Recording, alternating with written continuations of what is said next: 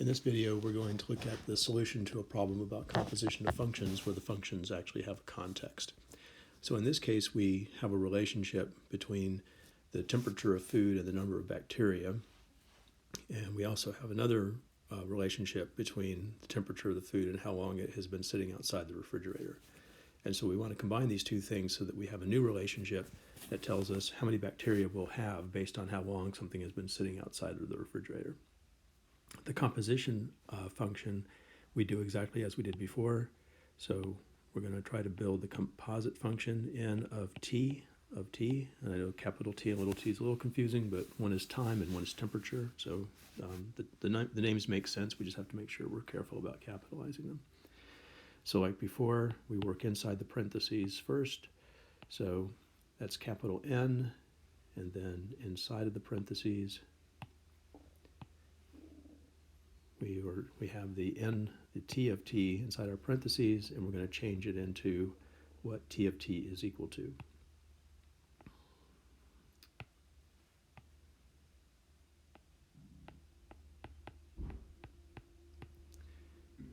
So capital T of t is equal to 8t plus 1.1, so we're given that.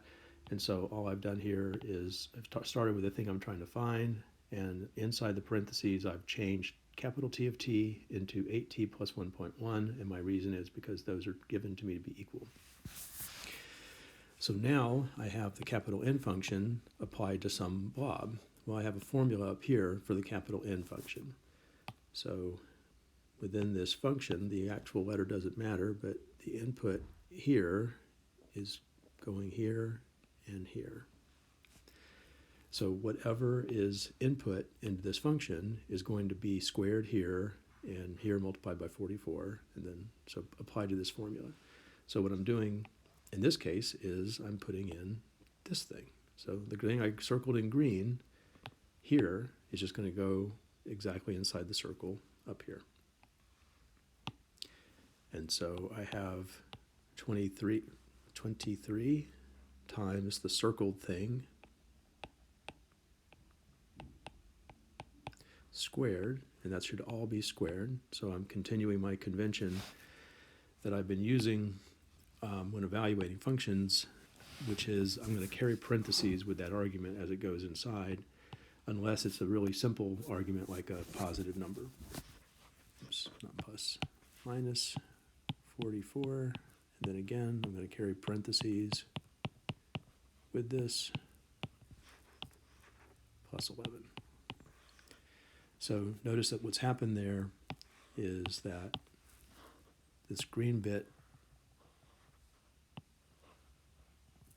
is going into the n function. N, when it's applied to something, regardless of how ugly that is going to be that same circled thing squared minus 44 times this circle. Oh, there's a 23 on here too.